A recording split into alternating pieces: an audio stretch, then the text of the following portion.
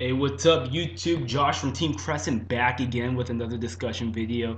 This time we're going to be talking about MegaCapG's top 5 list. This is a video response to him. But before I begin, I should let you guys know that our teammate Brian actually posted a Bujin deck profile up, and it's an amazing deck profile, guys. Bujins are really, really good. They're going to be even more good when Shadow Specters come out, so keep that in mind. I'm going to be doing a video on that as well, talking about how good they're going to be. But, guys, go ahead and check out the deck profile if you guys want to go off something for Bujin. I think that honestly his deck is curtailed to his playing style and will be the best deck or best form of Bujins that we'll be seeing this format. So go ahead and check it out, guys. I think that it's really good if you guys don't know what to go off of and you guys want to see what Bujins are all about, go for it.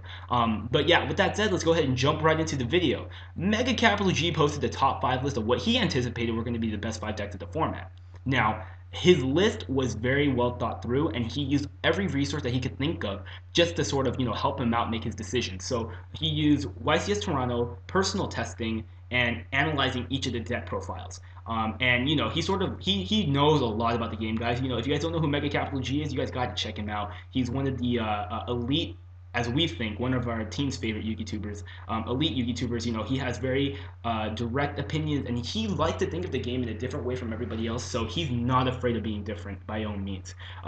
With that said, his list, I only find discrepancies because I think that he had very little to go off of in making his list. And, I just want to offer my opinion and my perspective based on what I know about this current format and what I know about the game. So with that said, there's going to be one big thing that I have a problem with this list, and it's not that his choices were bad or anything. This would happen no matter what he put up on this list, and that's he used all 5 of the decks that he chose were actually tops in the top 16 for YCS Toronto.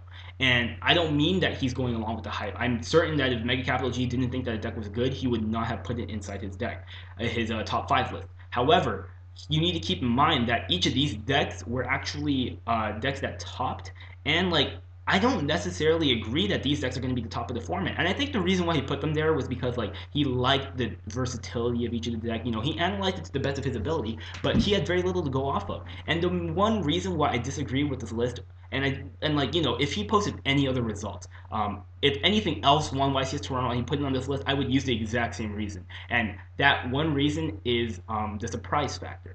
YCS Toronto was the experimental phase. People expected that to sort of describe what the meta was going to be. That didn't happen at all. If you guys didn't see my video on diversity yet, you guys have to check it out. It's going to be in the link in the description as well. But, based on what I saw from YCS Toronto, just to summarize a little bit, we're not going to know what to expect. And I can assure you that dragons aren't going to be, I don't think that dragons are going to be the first place. And I doubt they're going to have as many tops that they have this time.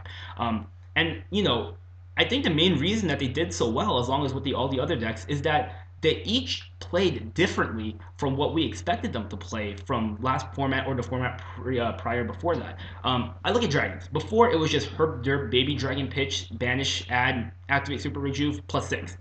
That was the deck, guys. And, Black Wings, the exact same thing. We thought that they were a synchro-eccentric deck, while now there's actually a trickle-down effect. I'll be talking about the trickle-down effect afterwards in a later video, but just know that right now that the trickle-down effect actually involves, normal summoning Sirocco to add Shura adds Bora, and it just goes down the chain like that. So you actually have versatility. You have the options. You have the card advantage, so then that you're able to utilize each of your Black Wings in your deck. So with that said, guys, Black Wings, even Mermail, they were playing a Bahamut Shark protection thing. I don't know how Mermails work, but from what I can see, that's an amazing lock to be able to actually get 2 Bahamut Sharks effects off, guaranteed. That's awesome. But I have to check out what happens. I'm looking at all these decks. Even Prophecy are played completely different. And each of these decks are just different from what we know them to be. And I think that's the reason why they did so well. I mean, you look at the surprise factor. Your opponent, or you're gonna tell your opponent, I'm playing Black Wing. They're gonna think that Maxi hurts your deck. Maxi no longer hurts this deck at all. And who would have thought that actually Macro Cosmos or Imperial Iron, or not Imperial Iron, or Macro Cosmos or anything else or of that sort was going to hurt Black Wings? I wouldn't even have thought it.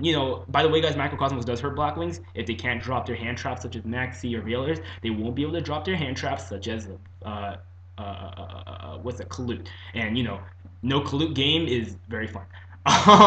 But yeah, you guys need to understand that each of these decks are amazing. They have fantastic potential, and I think they're all going to be viable. But I don't think exactly that they're the top five decks of the format. I look at dragons, and once people figure out that Imperial Iron Wall is works a lot more against them than it did the last format, they're going to realize that it's an amazing card. Blackwing, same way. Like once we can whip out that Macrocosmos, even though it's at one now, which is really annoying. But you know, not even that. Like people are going to be playing Shadow Imprisoning Mirrors now because of Blackwings, and like they're going to realize that they're not that hard of a deck to play against. Even Mermail, like I don't know how Mermails work now, but like I think that people were just unprepared. They were expecting to save their warnings from Megalos and stuff like that, when in fact, like the real danger was virtually right in front of them. Prophecies, they no longer have spell judgment, herb derp, and people underestimate the power of World of Prophecy. And it's an amazing, but by all means, guys, it's an amazing card. You guys should know that Prophecies actually did not make my top five list, but you know it's a great deck, and World of Prophecy sort of makes it a great deck, but like they didn't know what it was going to happen. They didn't think that it was possible to get on in the first place. I didn't think that it was going to be that consistent, but it is. And Dragonity's like MegaCapG already said, Max Seed kills the deck, and it's so reliant on one field spell card that if they don't get it out, they can't win. And I don't see how, like he already laid the reasons out for me. I don't know why that made his top five deck list either.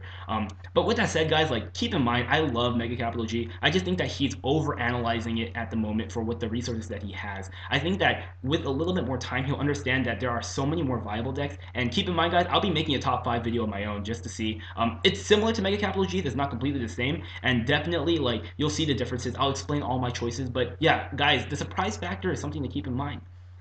So that concludes my video. Guys, let me know what you think in the comment section down below. Like this video if you guys liked it. I love doing these discussion videos, guys, and your likes really motivate me. And subscribe for more videos. We're going to be doing deck profiles, duel videos, and more discussions to come. So yeah, with that said, this is Josh from Team Crescent, signing out.